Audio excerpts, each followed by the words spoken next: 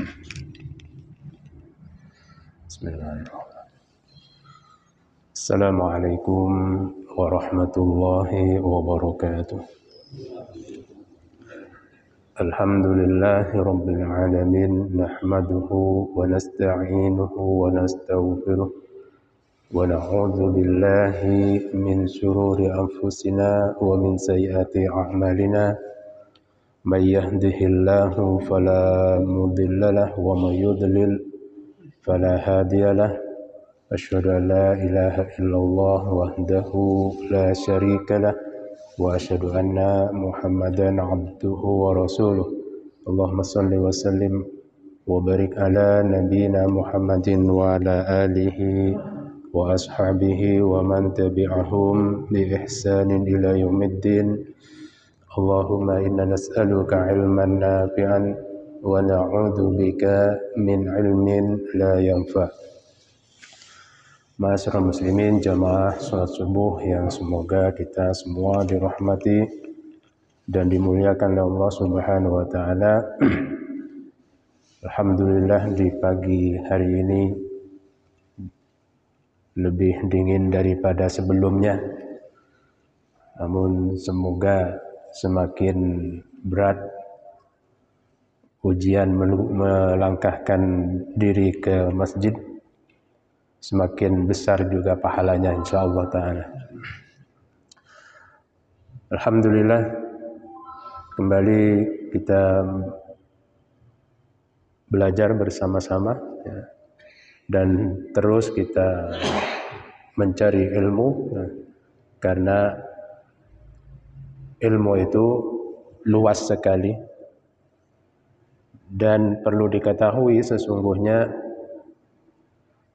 ketika seorang itu mencari ilmu, menuntut ilmu, itu ada tahapan-tahapan yang akan dijalani. Ada fase-fase yang akan dia lalui. Sebagaimana dinasihatkan oleh Syekh Bakar bin Abu Zaid, Syekh Bakar Abu Zaid dalam kitab beliau Hilyah Talabil Ilm.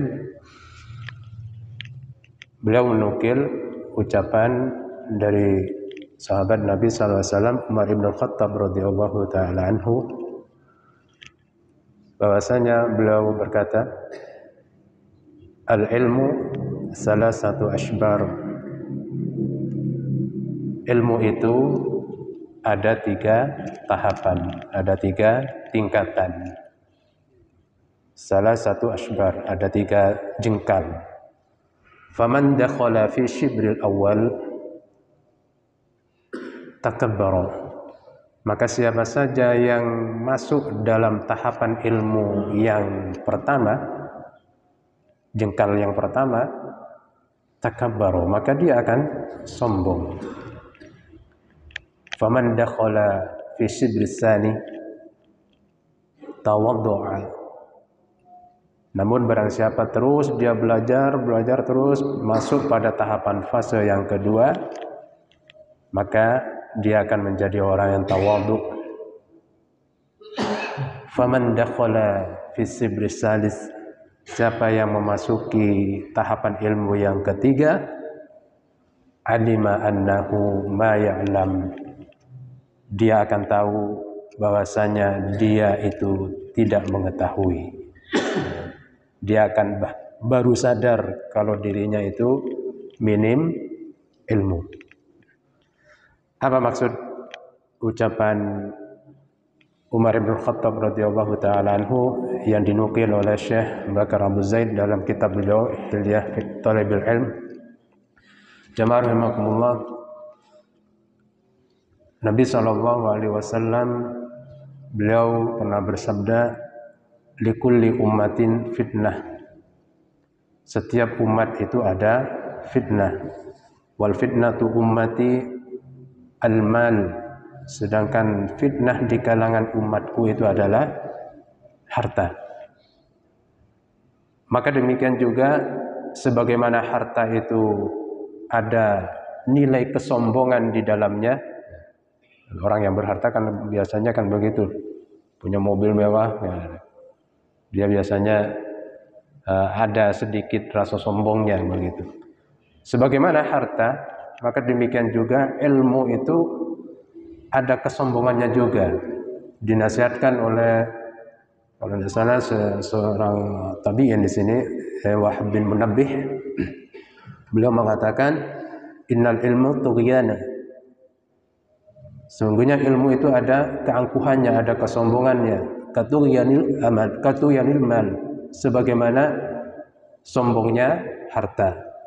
Ini memang harta dan ilmu ini kadang membuat orang itu mudah untuk angkuh, mudah untuk sombong.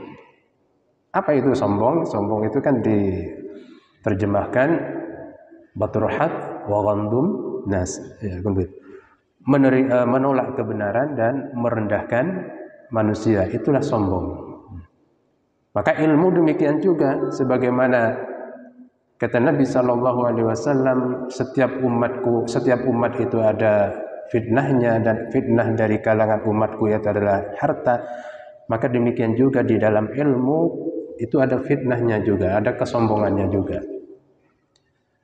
Maka tahapan orang-orang yang mempelajari ilmu, yang thalabul ilm, sebagaimana yang dinasihatkan oleh sahabat Nabi SAW Umar bin Khattab, bahwasanya ilmu itu ada 3 langkah, 3 tahapan.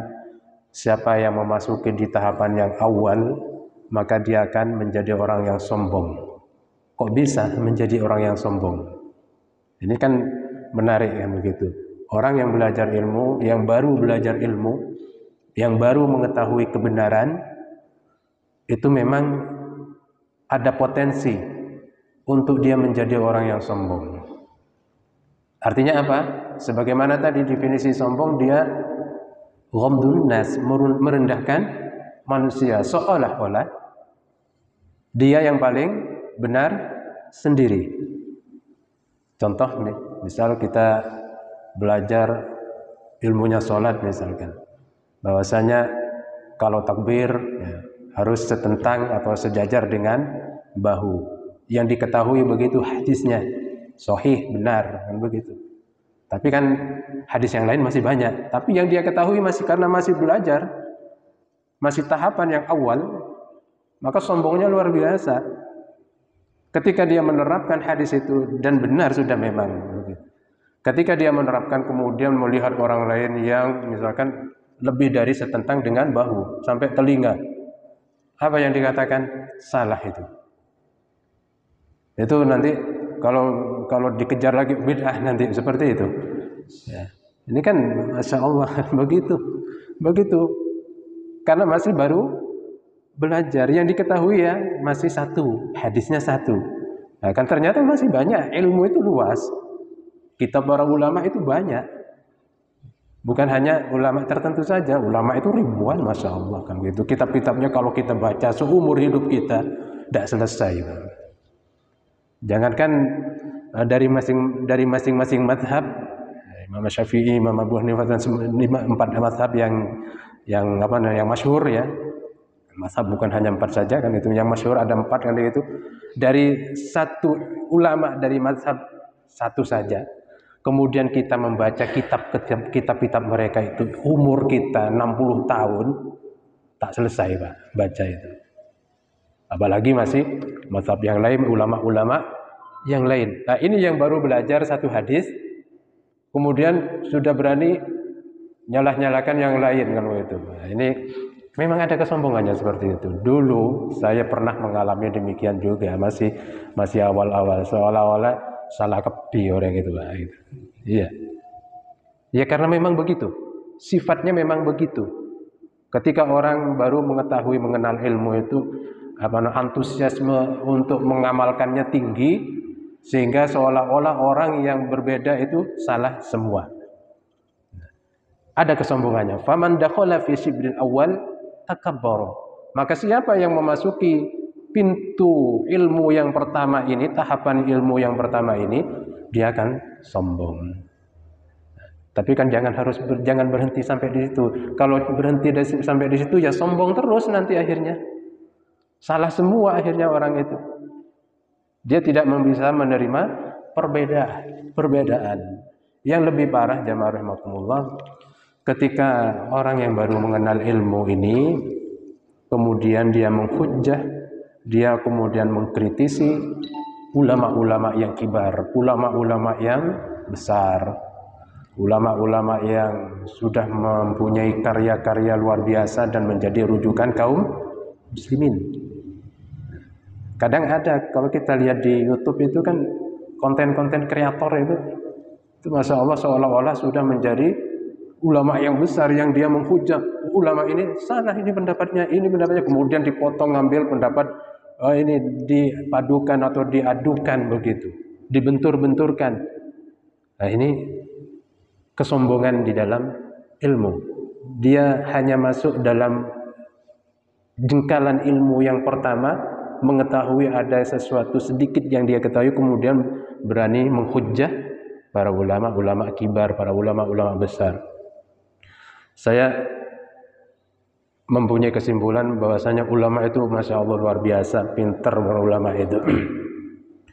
Saya membaca di dalam tafsir ketika membaca dalam surat Al-Baqarah ya.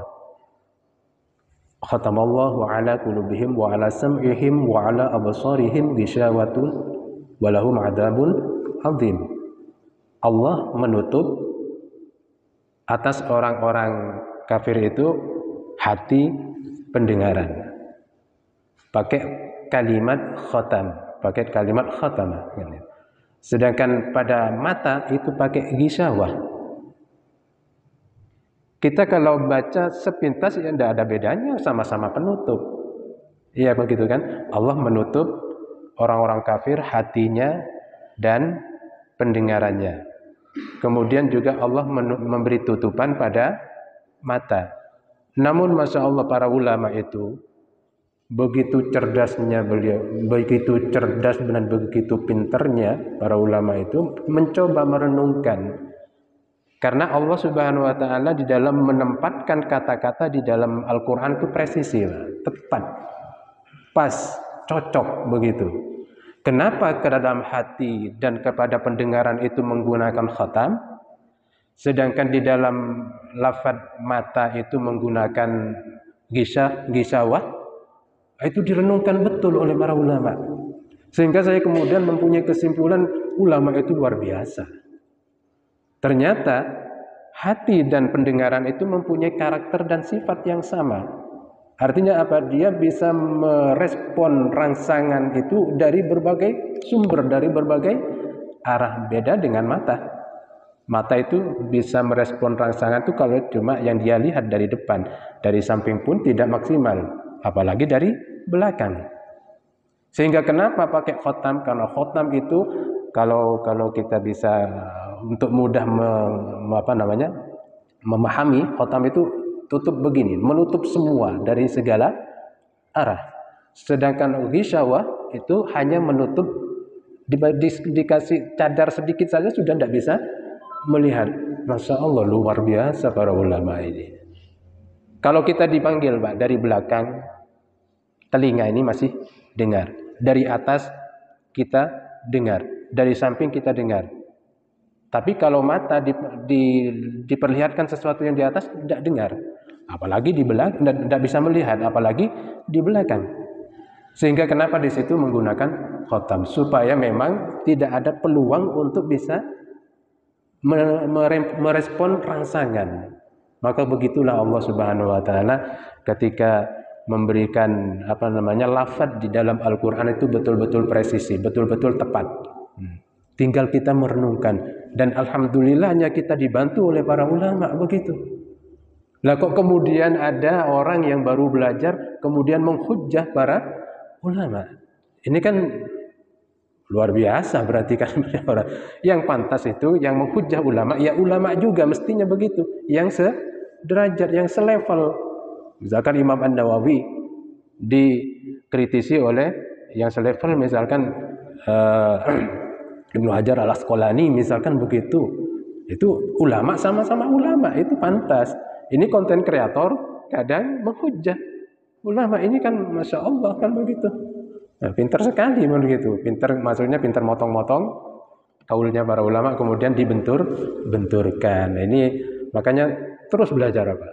Jangan berhenti kita belajar, jangan berhenti kita membaca, jangan berhenti kita menyimak, mendengarkan ilmu. Karena khawatirnya kalau pas berhenti sampai di situ, kita terus akan berkekekalan di dalam kesombongan. Itu luar biasa gitu. Kemudian kata beliau, kata Sayyidina Umar bin Khattab radhiyallahu ta'ala anhu, kata beliau, "Faman dakhala fi shibris tsani", siapa yang masuk ke dalam tahapan yang kedua dari ilmu itu, tawadhu, maka dia akan tawadhu, akan mudah untuk menerima perbedaan orang lain.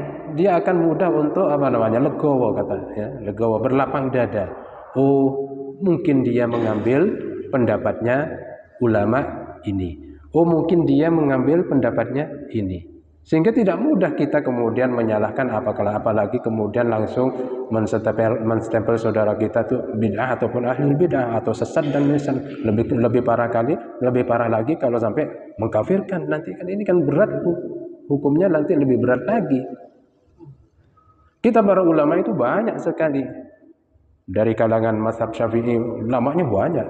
Dari kalangan Imam Abu Hanifah yang meneruskan pendapat-pendapatnya Imam Abu Hanifah juga banyak, dan itu semuanya benar karena masih kalau diruntut ke atas itu runtutannya Abu Hanifah belajarnya ke saya tembus juga kepada Nabi.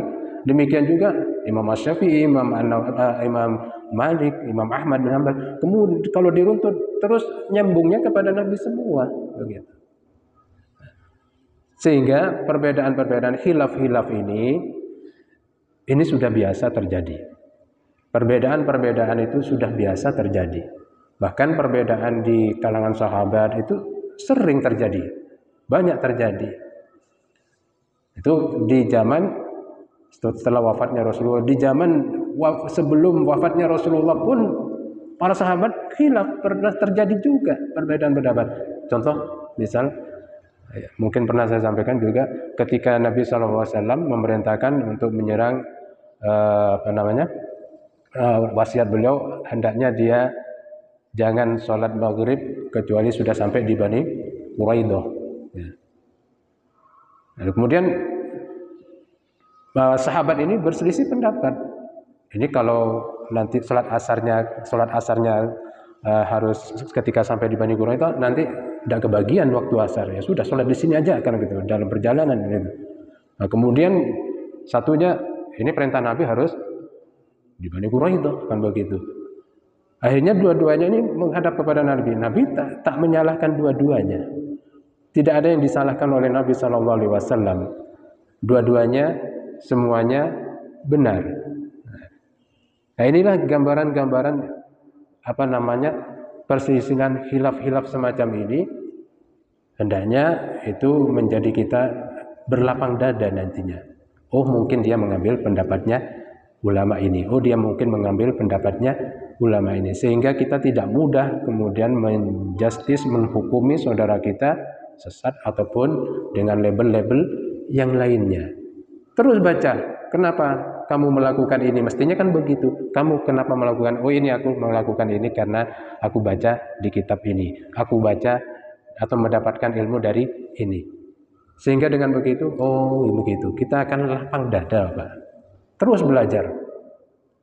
Sehingga kita menjadi orang-orang yang tawadhu, orang-orang yang mudah untuk menerima perselisihan dan perbedaan pendapat. Asal perselisihan dan perbedaan pendapat itu bukan pada ranah yang sifatnya usul. Yang masih sifatnya furu' itu silahkan terima kan begitu. Tidak usah kita tengkar. Mereka adalah saudara kita di dalam iman dan Islam. Kemudian kata beliau yang ketiga, faman dakhala fi shibri salis, siapa yang masuk pada Tahapan ilmu yang ketiga, alima annahu ma ya'lam. Baru dia mengetahui bahwasanya dia itu orang yang tidak mengetahui, orang yang miskin ilmu. Karena memang ilmu ini luas, lautan ilmu yang Allah tidak titipkan kepada satu orang saja. Allah tidak memberikan ilmunya ini hanya pada satu kelompok saja. Allah tebarkan ilmu ini luas lautan ilmu, sehingga kita itu mestinya harus betul-betul banyak mengambil faedah-faedah dari lautan ilmu itu. Sehingga ketika kita mengetahui dari satu kitab satu, kemudian kita baca kitab yang lainnya, oh ternyata begini, oh ternyata begitu. Semakin kita banyak mempelajari, semakin kita tahu, oh semakin banyak kita kekurangan. Jamaah rahimakumullah. Ya karena memang begitulah tahapan-tahapan ilmu itu.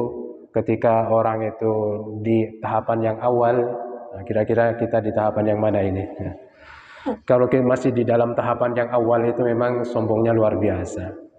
Oleh karenanya dinasihatkan juga oleh seorang ulama juga di sini, lupa saya namanya, bahwasanya ketika in arada laka syaitanu bi anna laka fadla ala ahadin min ahli Islam fanzur, kata beliau, ya. Jika syaitan itu membisikkan kepadamu, ya. Jika syaitan itu membisikkan kepadamu bahwasanya kamu itu mempunyai kelebihan, kamu itu mempunyai keutamaan dibandingkan orang lain dari kalangan ahlul Islam, fanzur, maka lihatlah.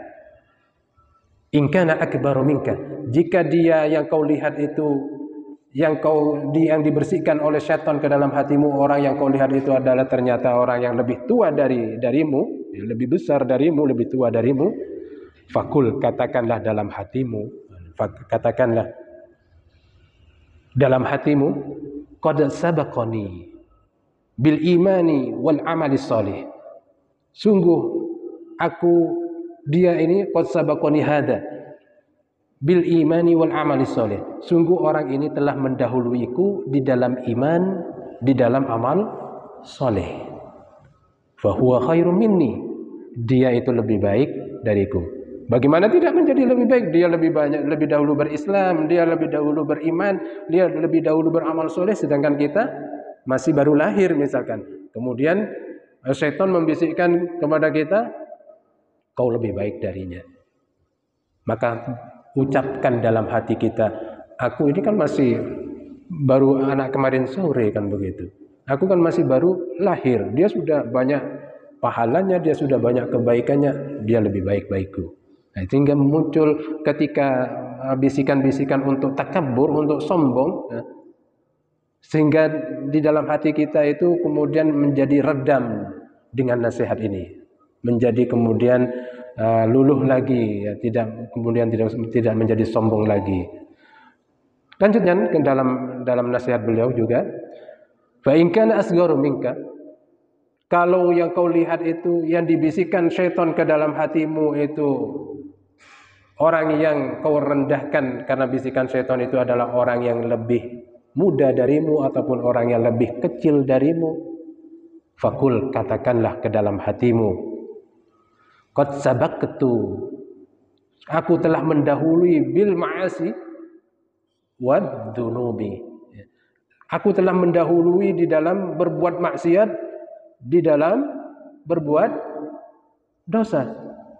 Wastaujabtu al-uqubah, maka aku lebih pantas untuk mendapatkan hukuman, lebih pantas untuk mendapatkan siksaan. Fa huwa khairum minni, dia lebih baik daripadaku.